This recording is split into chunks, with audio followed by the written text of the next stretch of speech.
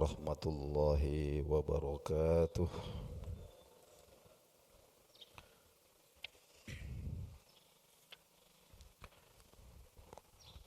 Alhamdulillahi rabbil alamin alladzi habbaba ilaina al-iman wa zayyanahu fi qulubina. Allahumma salli wa sallim ala man unzila alaihi al-Qur'an Sayyidina wa maulana Muhammadin an-nabiyil amin. Allahumma salli wa sallim wa barik wa tahannan alaihi wa alihi wa ashabihi wa man tabi'a hudahum bi ihsanin ila yaumiddin, amma ba'du. Ma'asyiral muslimin wa zumratus sholihin, bapak-bapak, saudara-saudara sidang jamaah subuh rahimakumullah. Alhamdulillah, kembali subuh hari ini kita diperkenankan mendapatkan nikmat yang sangat besar, nikmat yang tidak bisa kita nilai dengan materi, yaitu nikmat penghambaan, ubudiyah, bisa beribadah kepada Allah Subhanahu wa taala. Satu ibadah yang agung, yakni salat subuh. Kemudian sejenak kita lanjutkan kembali pelajaran kita tentang gambaran atau deskripsi makhluk yang Allah Subhanahu wa taala ciptakan selalu membersamai kita, yaitu malaikat. Subuh yang lalu kita sudah jelaskan tentang karakter-karakter fisik daripada malaikat ini. Jadi malaikat ini sosok yang nyata, ada fisiknya, tercipta dari cahaya, sangat halus. Kemudian memiliki sayap dengan jumlah yang berbeda-beda. Ada kemudian yang ketiga, memiliki kudrah atau kemampuan alat tasyakkul untuk berubah wujud. Kalau orang Jawa bilang itu malih rupah. Jadi bisa mengambil bentuk makhluk yang lain. Biasanya itu dalam bentuk manusia yang sempurna. Kemudian kita masuk pada min sifatil malaikatil khuluqiyah, di karakter akhlak malaikat ini. Yang pertama, malaikat itu sebagaimana firman Allah Subhanahu wa taala dalam surat At-Tahrim ayat yang ke-6, la ya'sunallaha ma amarahum wa yaf'aluna ma yu'marun.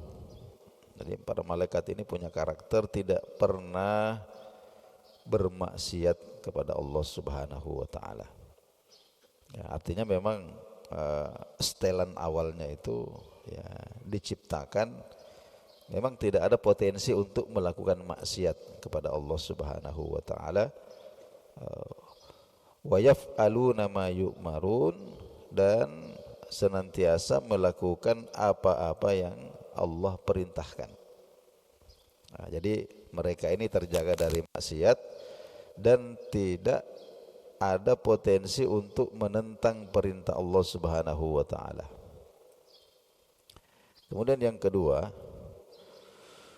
annahum mafturuna 'ala ta'ati wal ibadati wat tasbih. Malaikat-malaikat ini diciptakan ya sejak awal itu dengan fitrah selalu taat kepada Allah, beribadah, bertasbih.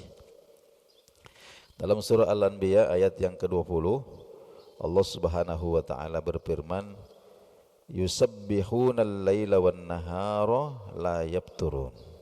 Para malaikat itu ya, sepanjang siang dan malam tidak pernah putus bertasbih mensucikan Allah Subhanahu wa taala.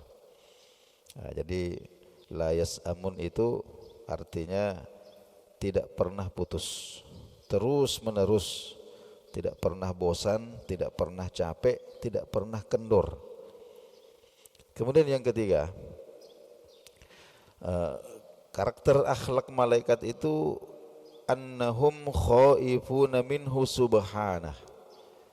Mereka ini sangat takut kepada Allah Subhanahu wa taala, sangat takut. Dalam surah An-Nahl ayat 50. Surah An-Nahl ayat 50, Allah Subhanahu wa taala berfirman, yakhafuna rabbahum min fawqihim. Ya, wa yakhafuna rabbahum min fawqihim wa yaf'aluna ma yu'marun. Jadi para malaikat ini sangat takut kepada Tuhannya, nah, kepada Allah yang berkuasa di atas mereka.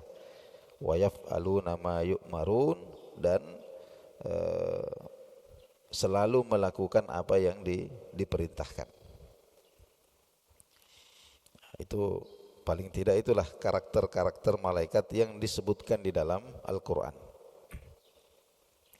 Kemudian perbedaan antara malaikat dan manusia. Jadi ini ada bangsa malaikat, ada bangsa manusia. Ini ada banyak sekali perbedaannya. Yang pertama dari asal kejadian.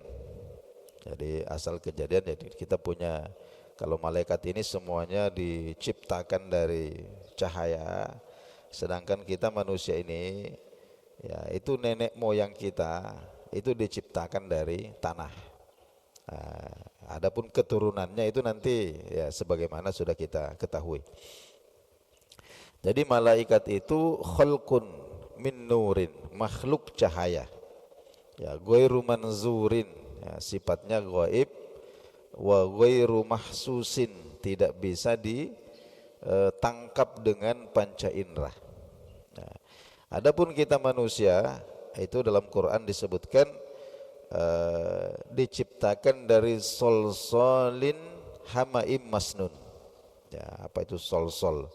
Solsol itu at-tinul yabis, tanah liat yang sudah kering. Ya, kemudian min hama, hama itu lumpur, ya, yang asalnya itu lumpur hitam.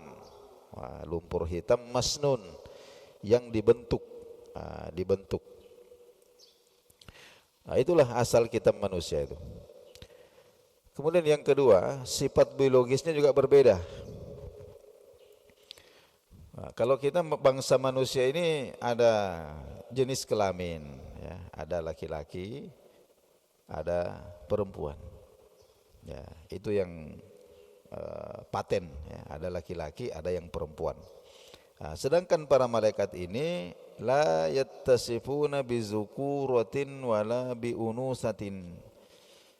Tidak ada laki-laki dan tidak ada perempuan. Jadi mereka ini bukan laki-laki, bukan perempuan. Jadi tidak punya sifat biologis. Wala yatanakahuna, mereka tidak menikah. Wala yatanasaluna, tidak berketurunan. Bahkan wala yakuluna wala yashrabuna wala yanamuna. Para malaikat ini tidak makan, tidak minum, dan tidak tidur. Kama yattasiful basyaru bidzalik. Tidak seperti khas manusia. Kalau kita manusia ini ada laki-laki, ada perempuan, kemudian menikah. Jadi pernikahan ini kemudian kita berketurunan, ada anak, cucu, dan seterusnya. Kita butuh kepada makan, butuh minum, dan ya rata-rata butuh tidur, bahkan senang tidur. Nah, ini ciri khas manusia. Adapun malaikat itu tidak seperti itu. Itu tidak ada pada malaikat. Jadi mereka ini memang unik, ya, diciptakan ya hanya untuk mentaati perintah-perintah Allah, beribadah kepada Allah Subhanahu wa taala. Nah, kemudian yang ketiga, annal malaika lahum qudrah ala tasyakkul biiznillahi ta'ala. Ini sudah kita sebutkan bahwa secara biologis ya malaikat ini punya kemampuan untuk at-tasyakkul, ya, berubah berubah atau namanya mengambil bentuk yang lain atau mengambil rupa yang lain dengan izin Allah Subhanahu wa taala dalam berbagai rupa manusia. Ya. Kemudian yang keempat, perbedaan antara malaikat dan manusia itu ya, annal malaika mafturuna 'alal ibadati wat ta'ah. Jadi secara fitrah setelan awal malaikat itu diciptakan untuk taat kepada Allah dan untuk beribadah. Ya, mereka ini tidak memiliki kecenderungan untuk melakukan maksiat atau dosa. Ya, jadi tidak ada kecenderungannya untuk, jadi mereka tidak punya nafsu. Ya, tidak punya nafsu. Ya, adapun manusia ini, kita ini komplit. Nah, semua potensi ada. Karena memang kita ini diciptakan untuk diuji. Ya, diuji. Jadi manusia itu faqad rukibat fihi nazaatun wa muyulun. Manusia ini punya dorongan-dorongan batin, punya keinginan-keinginan. Nah, ini yang kita sebut sebagai hawa, al-hawa'un nafs. Keinginan diri, keinginan batin, taj'aluhu ahyanan yamilu ila iktirafil ma'asi. Yang terkadang ini kalau masih normal ya, terkadang mendorong dia itu ya untuk cenderung melakukan maksiat. Tapi nafsu ini juga penting. Sebab kalau tidak ada nafsu ini kita tidak bisa membuat peradaban. Tidak ada keturunan kalau tidak ada nafsu. Ya. Oh, jadi wa huwa fi sira'in mustamirrin baina nafsihi wa baina syahawatihi. Jadi manusia itu ya sepanjang hidupnya itu akan selalu di dalam pergolakan ya antara bisikan hati nuraninya dan dorongan syahwatnya. Ya. Terkadang menanglah sisi yang buruk ini. Ya, yang buruk ini mengalahkan yang baik. Sehingga kemudian manusia ini dikuasai oleh nafsunya. Dan ketika manusia itu dikuasai oleh nafsunya, maka derajatnya itu turun ya. Bahkan boleh jadi lebih rendah dibandingkan dengan binatang. Ya, jadi manusia itu punya potensi untuk meninggi. Derajatnya itu naik levelnya sampai berada di atas malaikat. Nah, tapi di satu sisi manusia ini juga bisa kemudian drop, turun serendah-rendahnya, bahkan derajatnya itu di bawah binatang. Nah, jadi ketika manusia itu ya wa yasta'la ala syahwatihi ya, mampu untuk mengontrol syahwatnya.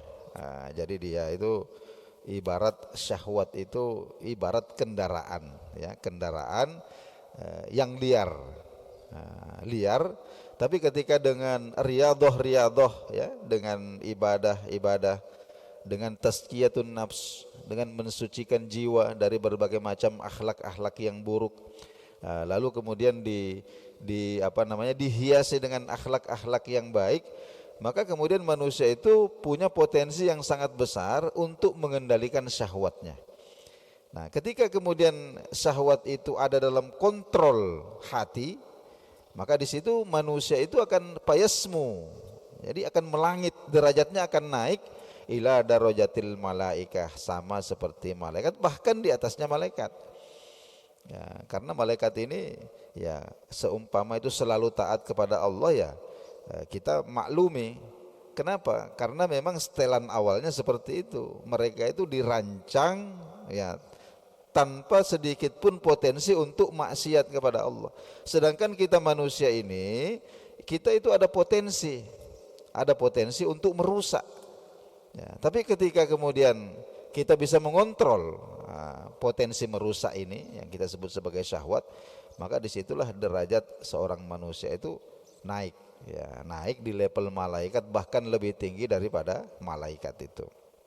Namun sebaliknya Ketika kemudian nafsu itu yang menguasai kita, nah, jadi kita bergerak kemana-mana ini, yang pendorongnya ini adalah syahwat, nafsu. Ya, sampai kemudian kita tidak memperdulikan lagi ya, aturan-aturan, menerjang semua undang-undang untuk memperturutkan nafsu. Nah, disitulah kemudian derajat kita itu turun, rendah-rendah serendah-rendahnya, bahkan di bawah hewan. Allah Subhanahu wa taala berfirman, laqad khalaqnal insana fi ahsani taqwimin thumma radadnahu asfala safilin ay bi kufrihi wa juhudihi. Nah, jadi kami telah menciptakan manusia itu ya, fi ahsani taqwimin ya, dalam bentuk yang paling sempurna, secara zahir, secara batin, mau fisiknya, psikologinya itu Allah Subhanahu wa taala ciptakan manusia dalam bentuk yang paling sempurna. Nah, summa radadnahu asfala safilin. Nah, lalu kemudian waktu berjalan, di antara mereka itu ada yang kami rendahkan serendah-rendahnya. Kenapa demikian? Bikufrihi wa juhudihi, disebabkan karena kekufuran dan keingkarannya. Nah, itu perbedaan-perbedaan mendasar antara manusia dan malaikat. Jadi baik, Bapak-bapak, saudara-saudara sekalian, kita cukupkan dulu kajian kita subuh hari ini. Insyaallah besok subuh kita lanjutkan lagi. Kita masuk pada perbedaan antara dua makhluk yang sama-sama gaib. Kalau kita ini kan malaikat dengan manusia ini, yang satunya gaib, yang satunya zahir. Insyaallah besok subuh kita masuk pada perbedaan antara malaikat, ini makhluk yang gaib, wal jin, dan jin. Jin ini juga makhluk yang gaib. Kita akhiri dengan doa kafaratul majlis. Subhanakallahumma wa bihamdika asyhadu an la ilaha illa anta astaghfiruka wa atubu ilaik. Allahumma 'allimna ma yanfa'una wanfa'na bima 'allamtana. Rabbi zidna ilman warzuqna fahman. La ilma lana illa ma 'allamtana innaka antal alimul hakim. Amin ya rabbal alamin. Wassalamualaikum warahmatullahi wabarakatuh.